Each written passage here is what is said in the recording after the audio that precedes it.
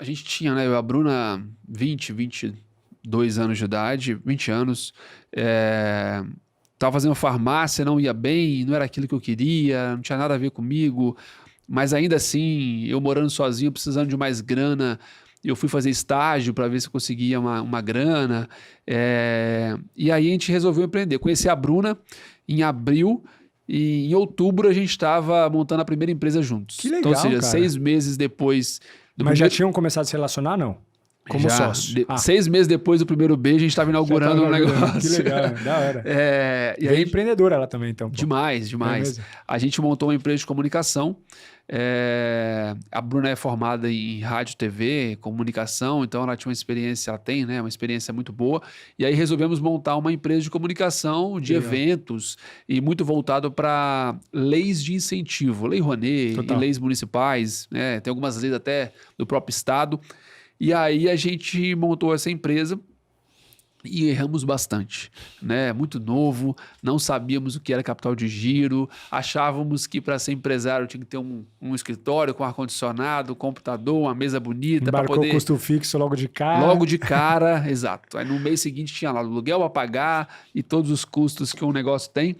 E a gente não tinha vendido nada, né? Aí vem aquele sonho, e tem uma coisa que a gente aprende com o tempo, né? Se todo empreendedor soubesse das dores que vai passar, né? Que vão passar, jamais faria alguma coisa. Então Exige um pouco de inconsequência. Muita no começo, inconsequência, muita maluquice, Eu porque falo senão isso. você não sai do lugar. Eu falo isso. Né? Então, se eu soubesse que precisava disso tudo, provavelmente eu nem tinha saído do curso e provavelmente hoje eu nem estaria aqui. A gente só faz porque quando a gente percebe o tamanho do BO, a gente já tá nele. Então, recuar é mais custoso. Então, você tem que avançar, cara. Exato. Eu falo isso também. Eu analiso a empresa que eu entrei, cara, logo no começo, como empreendedor, e falo, bicho, hoje com a cabeça que eu tenho, jamais eu teria tomado essa decisão.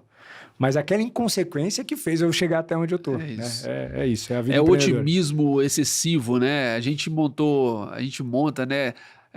Apesar que naquela época, isso estou falando de 2008, naquela época não tinha esse monte de podcast, não tinha você falando com vários empresários. Não era tão aqui. fácil essa Então, informação. Cara, a gente ia no Sebrae, né? Era isso. E geralmente, aí você vai no Sebrae e acaba sendo um pouco... O Sebrae é excelente, se não fosse o Sebrae, o Brasil não teria esse monte de empreendedor que a gente tem hoje. Agradeço o Sebrae, e faz inclusive. um trabalho bom até hoje, cara. Um trabalho excelente. Só que não é tão profundo como você ouvir de um empreendedor as dores dele, né? Então a gente não tinha essa troca com empreendedores, né? Sim. A gente conversava com o meu tio, que já estava há anos com o negócio, meu pai, que já tinha anos no negócio, não era a mesma coisa de começar nós do zero. Então hoje as pessoas ainda têm o seu podcast para poder ir lá, clicar no YouTube e ouvir de graça, sem problema nenhum. Então naquele momento ali a gente errou muito porque por ser muito excessivo no otimismo. E provavelmente, se eu tivesse ouvido algum podcast, conversado com algum empreendedor, eu teria evitado isso. Mas, sem dúvida, a gente errou muito por acreditar demais. Mas foi bem importante, porque a gente ficou 3 anos com esse negócio, uma empresa de comunicação. Aí minha mãe parou de pagar o curso, ela parou de mandar dinheiro, falou, então tá bom, então agora se vira, que foi bom também, para poder se virar. Próximo passo, né, da vida adulta. E aí, mas ainda assim, ficou 3 anos com o negócio, e a gente começou a entrar em dívida por conta dos custos fixos que nós tínhamos, e aí a gente resolveu vir para São Paulo, né, a gente tinha empresa em Vitória, Vila Velha ali, que é a mesma, é junto ali, e aí a gente resolveu vir para São Paulo para poder pagar essa dívida, né? E lembrando que essa dívida era gigantesca, era uma dívida de 13 mil reais. 13 mil reais naquela época já era dinheiro, para 2 iniciantes. E lembrando, né? No Espírito Santo, que é um estado pequeno, onde naquele momento, a gente tinha poucas saídas para poder levantar esse capital. Sim.